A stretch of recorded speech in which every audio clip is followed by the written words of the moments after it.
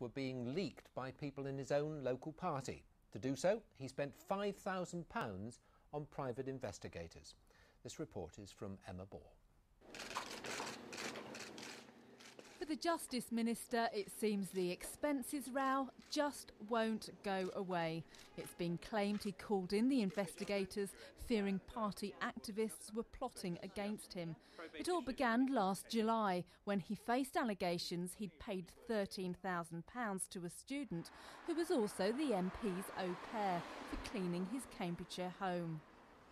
No one was answering the door to us here today at Jonathan Djanogly's home, but he has given us a statement saying that following a series of malicious allegations made against him in newspapers last year, he felt that he had to act. He goes on to say that I'm sorry if some people judge that I made a mistake, and with hindsight, I may have overreacted. His actions are being defended by a neighbouring MP and minister. And they were deeply upset, and understandably upset, about the way in which stories were being published about them, which appeared to rely upon what often was private information about them and their family. And I think people should just remember that when you're that upset, you feel a desire to want to do something about it. But there wasn't the same sympathy from some in Huntingdon today. A bit underhand, really. It's not necessary, is it? Shouldn't have to pay to sort of find out what your own people are doing. It should be all above board and all clean and on the table. I don't think people should behave like he's behaving, especially in the position that he's in. I really don't think I ought to say it on camera. I don't think I'd be safe. I'd be delighted if he was not the Tory MP for Huntingdonshire. I really would be delighted. Jonathan Djanogly said he paid for the private investigators himself and did not claim it back on parliamentary expenses. Emma Ball, BBC Look East. Well, earlier today I spoke to Derek Holly, former leader of Huntingdonshire Council and one of those who was investigated. I started by asking him how he'd felt when he discovered what had happened. Well, I was somewhat shocked. I first heard about it at 4 o'clock yesterday afternoon. I was completely unaware of any investigation having taken place at all during last year. Can you remember any conversation that might have been with a private investigator looking back?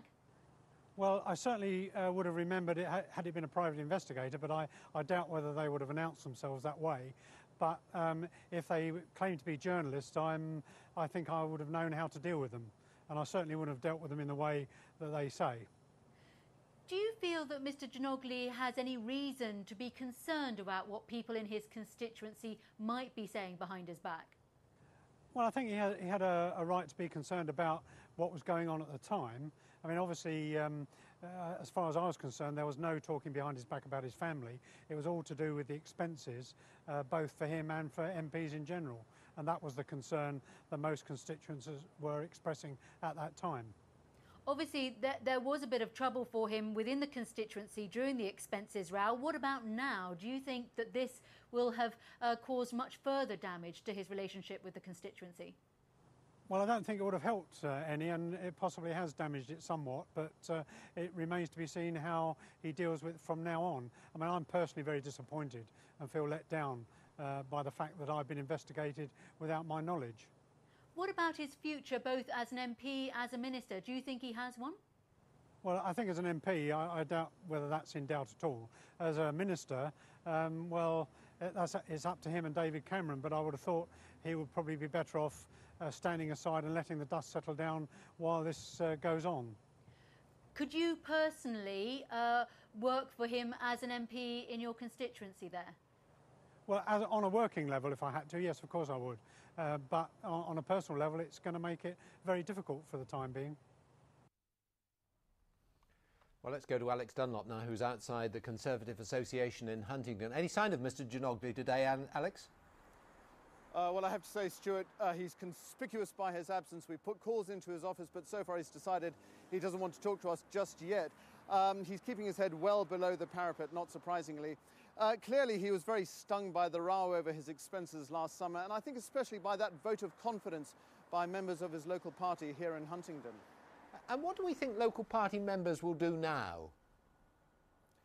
Well, I think the first thing they're going to want is an explanation, a pretty robust explanation from him. One Tory councillor told us today that they say they have a right to know exactly what he was playing at.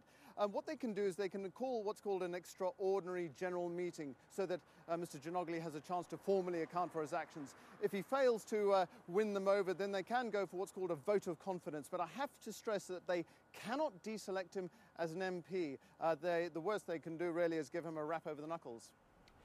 We heard Derek Holley saying that we think he will stay on as an MP. What do you think about his future as a minister? Well, yes, absolutely, reservations there of his role as a Justice Minister, but reservations not shared, I have to say, by the Prime Minister. He says he's got full confidence in his Justice Minister, and as far as he's concerned, the matter is closed. I have to say, to be fair to Mr Djanogly, Mr Cameron would be loath to lose him. He's well regarded within the wider party, seen as a real grafter, first thing in the morning at the Justice Department at his desk, one of the last to turn out the lights. I think what's going to happen now is that there'll be a waiting game, see what the mood music is over the weekend, see what the Sunday papers have to say, and I think what one senior party here told us, let's just see what Monday brings. Alex, thank you very much. A serial burglar who targeted elderly women across the country has been jailed for 11 years. Neil Seagrave, a computer engineer from Norwich, pleaded guilty to 101 crimes. Police say it's the first time the internet has been used by a burglar to target his victims. Neil Seagrave was a computer engineer who became a serial burglar. Described as callous and cold-hearted, he systematically targeted his victims. Evie Machinsky was due to be one of them. Because she had visitors, he burgled her blind friend. After he'd gone, she said, I went into the bedroom and fell over something that shouldn't have been on the floor. He'd been rifling in her bedside cabinet, she said. And she said, I put my hand in and I could feel things he'd pulled to the front that I'd left at the back.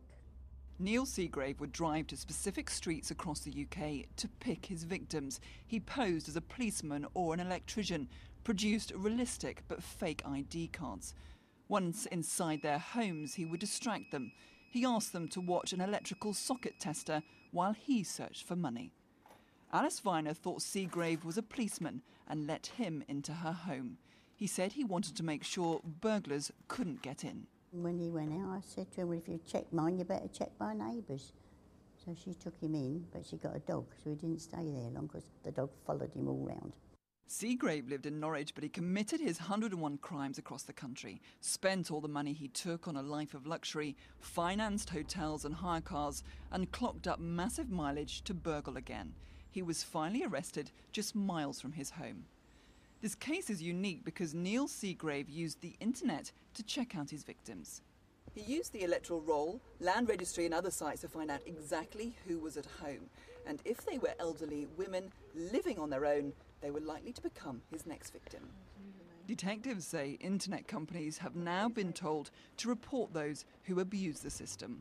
As he was sentenced, Neil Seagrave cried. His wife blew him a kiss. Norfolk police say 11 years is appropriate for a burglar who didn't physically hurt his victims but left them emotionally scarred. Debbie Tubby, BBC Look East, Norwich Crown Court. Well, coming up later in the programme, one of Britain's manliest men and the weekend.